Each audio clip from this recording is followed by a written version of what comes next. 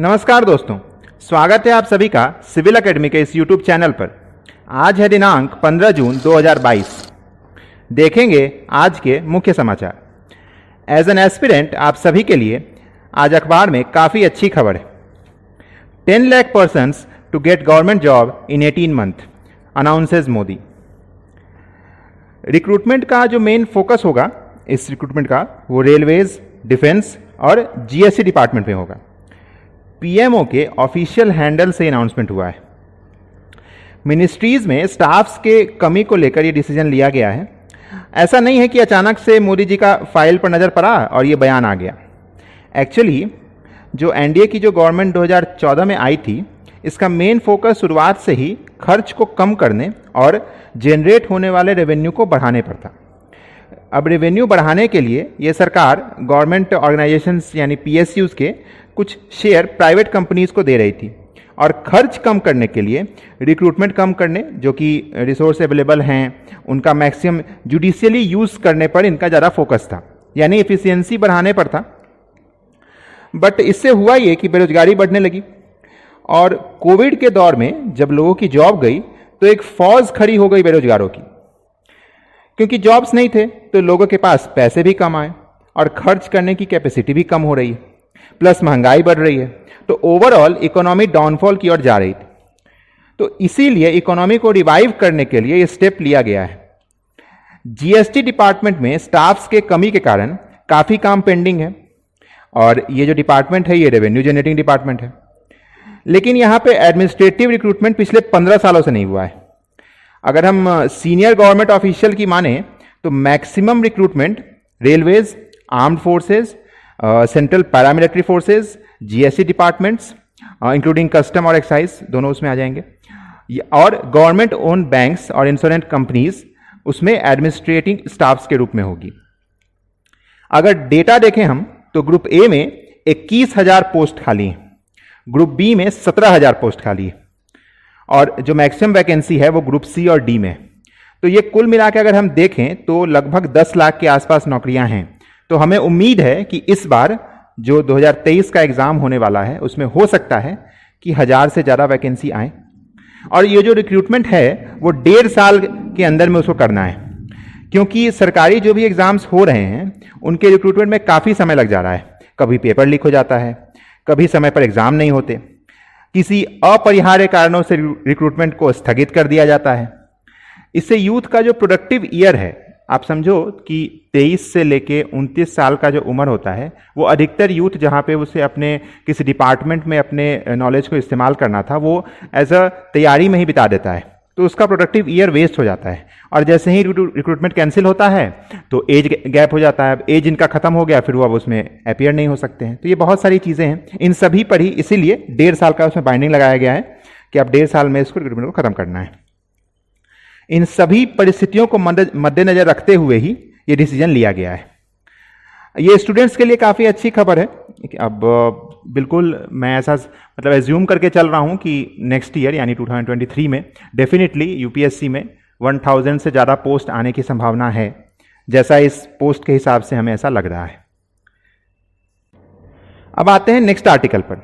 यह भी पहले न्यूज़ से ही रिलेटेड ही है। Centre clears Agnipath scheme. देखेंगे क्या है ये स्कीम। रक्षा मंत्री राजनाथ सिंह जी के द्वारा मंगलवार को स्कीम का अनाउंसमेंट किया गया।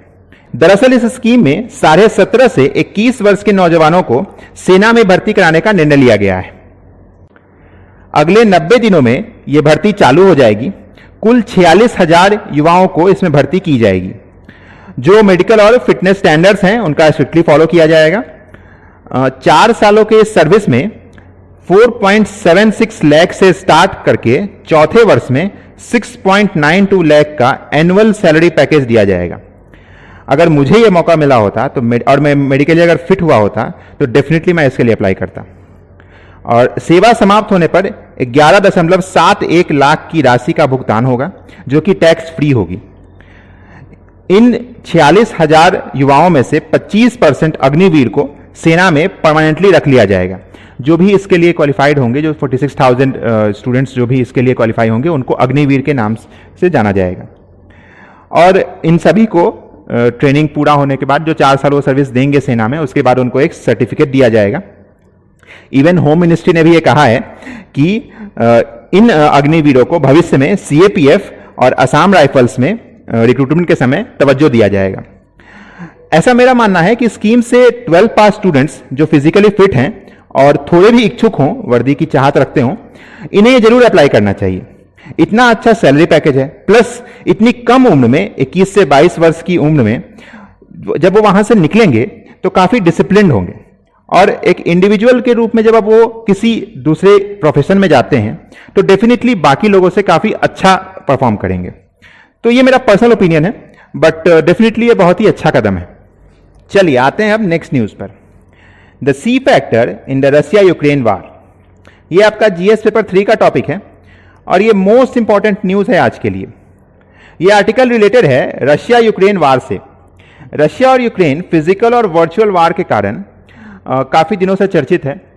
अगर हम देखें तो फिजिकल वार तो हमें दिख रहा है, बट जो नहीं दिख रहा है वो पर्दे के पीछे है, जो कि साइबर वार चल रहा है। इसका मेन थीम इस पूरे आर्टिकल का है वो है साइबर वार और cyber security. Countries like Russia, China और नॉर्थ कोरिया साइबर सिक्योरिटी के टर्म्स में दुनिया में काफी आगे हैं। Even they have their huge hacker army. 1 दशक पहले अगर आपको याद हो तो बराक ओबामा ने इंटरनेशनल स्टेज पर यह कहा था और सभी को चेताया भी था कि वार के समय cyber attacks will be the game changer. It can put whole cities into darkness. और बिल्कुल सही भी है। यूएस के एनएसए के फॉर्मर चीफ ने तो यहां तक कहा कि साइबर स्पेस ह्यूमंस के द्वारा बनाया हुआ स्पेस है, बट आज के जल, थल और नभ तीनों ही स्पेस के लिए काम करने के लिए काफी क्रूशियल रोल प्ले करता है। Now just imagine India is in war with XYZ country, maybe China only. We all know China is having its own bot army which is capable of hacking any machinery. Now, at a time of war, the crucial military data can be compromised. Political unrest can be created by manipulating government sites. Internal clashes can happen. Blackouts can happen. If you remember that Mumbai 2020 case, when there was a blackout in Mumbai. Even before entering into real war, it can create a cyber war, which will create huge unrest in the whole country. This will be the scenario when we are talking about the whole nation. Definitely country is trying its best to make laws and implement it, and even trying to neutralize the attacks. But it is not everywhere government can act. We have to do, actually government is doing whatever he can. We have to do a lot still. In these cases, we have to grow a lot for the cyber security and cyber war. Now come to an individual. How China is affecting over day-to-day life. I will just share a small incident here which is utmost important and relevant nowadays. This is a recent happening of 2 months ago. One of my close friend, who is my colleague too, has been the victim of this cyber fraud or attack, whatever you'll say. When you are in a big IT firm, your data is important. More than you, the client's data is at most important. So the company put some semantic locks in your phone and laptop, which you use for office work only. Due to privacy concern, I am not taking the name of the company and my colleague in this video. You would have seen ads of some applications who provide low interest loans for short duration only. They will offer you some good ad and some freebies for installing. जैसे आपने slice पे या crazy भी का नाम बहुत सुना होगा। ये तो वेल सेटल ब्रांड है, बट कुछ ऐप्स आपको मिलेंगे जो प्ले स्टोर पर नहीं होते, आपको उनके साइट से डाउनलोड करना होता है। ये आपको शॉर्ट टर्म के लिए लोन भी देते हैं और आपसे उसके रिस्पेक्ट में आपसे कहते हैं कि आप हमारा कुछ ऐड देख लो, हमारे कुछ वीडियोस देख लो, ऐसा कुछ रहता है। और फिर जब लोन आप लेते हो तो उसके लिए आपको आधार और पैन अपडेट करना होता है। इस आधार और पैन अपडेट के लिए वो आपसे डायरेक्टली नंबर नहीं मांगते हैं, वो आपसे उसका फोटो अपलोड करवाते हैं। अब जैसे ही आप फोटो अपलोड करना चाहते हैं तो आपसे मीडिया का एक्सेस आता है कि do you provide, are you sure to provide media access. आप यस या ओके करके आगे बढ़ जाते हैं। इसी पॉइंट ऑफ टाइम पर अपना मीडिया एक्सेस आपने दे दिया उस एप्लीकेशन को। मुश्किल से 2 से 3 दिन बाद आपके फोन पर कॉल करके आपको थ्रेट देना चालू हो जाएगा। आपके मीडिया फोल्डर से फैमिली मेम्बर्स के फ़ोटो लेके उनको मॉर्फ करके, उनको न्यूड करके अपलोड करने की धमकी दे दी जाएगी। और actually they are doing it, they are accessing your media, they are taking the photos of your sister, your mother, your friends, your colleagues, whoever is there in the media, and then they are morphing it, they are sending it to you via group. They will add some of your family members in the group, they will put like that some name and then loan fraud or something like that, and then you have to pay a huge amount, and this amount is not very less or what, okay, it is a huge amount. Now just consider one thing, that the mobile phone which you are using for your day-to-day purpose is connected to your company, okay, and if there is no lock or something, you have a client data in your phone, and due to your mistake there is a breach in the data.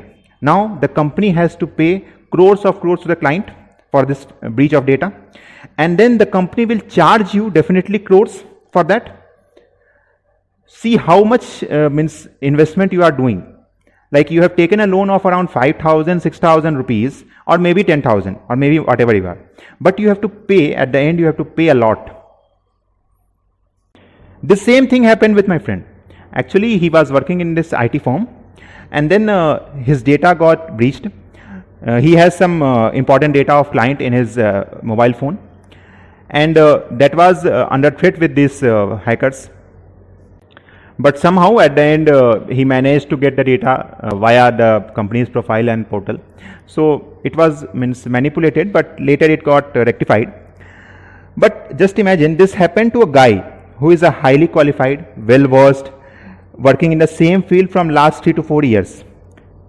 Now just think how many digital illiterate people would have been facing this scenario every day.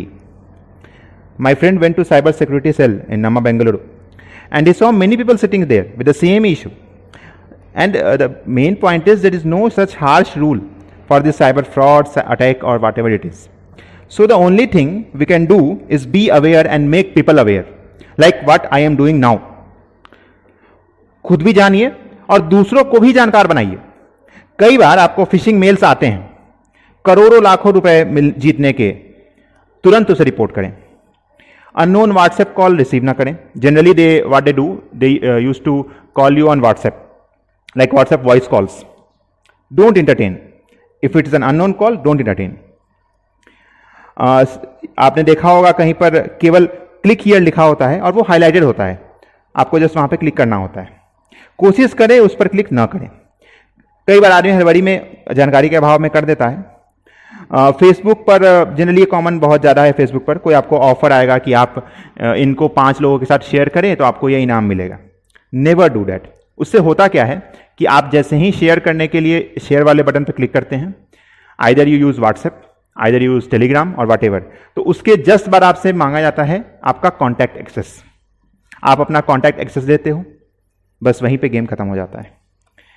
ये जितने भी जुगाड़ किए जाते हैं, जितने भी ये जद्दोजहद किए जाते हैं, ये बस आपके कॉन्टैक्ट एक्सेस, मीडिया एक्सेस लेने के लिए किए जाते हैं। उसका कारण क्या है कि किसी तरह या तो उसके थ्रू वो अपना ऐड चलाएं या आपके डेटा को मैनिपुलेट करें। इवन आपने देखा होगा आपको बहुत सारे ऐसे मतलब लिंक्स आते हैं, इस लिंक्स पे क्लिक करें, तो कोशिश करें कि उस लिंक को डायरेक्टली क्लिक ना करके आप उसका जो टेक्स्ट है उसको आप देख कर यूआरएल टाइप कर लें। जैसे जो मतलब सर्च बॉक्स होता है उसमें आप खुद से देख के टाइप कर लें, क्योंकि कभी कभी क्या होता है कि जो फ्रंट एंड पे हमें दिखाई देता है वो एक्चुअली में वही लिंक होता नहीं है। जैसे हो सकता है आपको पहले बार देखने मिलेगा कि कोई यूट्यूब का लिंक होगा वो, बट एक्चुअली वो यूट्यूब का लिंक नहीं होगा, बैकएंड में कुछ और होगा, वो हाईलाइटेड होगा सामने कुछ और। तो बेटर है आप उसको टाइप कर लें। इन सभी चीज़ों का ध्यान रखें। साइबर सिक्योरिटी को काफ़ी सीरियसली लें। चीज़ों को इतनी आसानी से ओवरलैप ना होने दें। चीज़ों का ध्यान रखें। गाइडलाइंस जो हैं उनको रेगुलरली देखते रहें साइट्स पर भी, और ऐसे भी मिनिस्ट्री के द्वारा हमेशा कुछ ना कुछ गाइडेंस निकाले जाते हैं, उन सभी चीज़ों पर ध्यान रहें। डिजिटली अवेयर रहें, क्योंकि डेफिनेटली अगर आप इस यूपीएससी की तैयारी कर रहे हैं तो आप डिजिटली काफ़ी एक्टिव हैं, तो इन सभी चीज़ों का भी ध्यान रखेंगे। कुछ ऐसा आपके साथ ना घट जाए, इसलिए ये वीडियो बनाना ज़रूरी था, इस पॉइंट्स पे डिस्कस करना ज़रूरी था। मिलेंगे कल फिर एक नए वीडियो के साथ। ये वीडियो अगर आपको पसंद आया हो तो लाइक करें, दोस्तों के साथ शेयर करें, उन्हें भी जागरूक करें। तब तक के लिए जय हिंद, वंदे मातरम।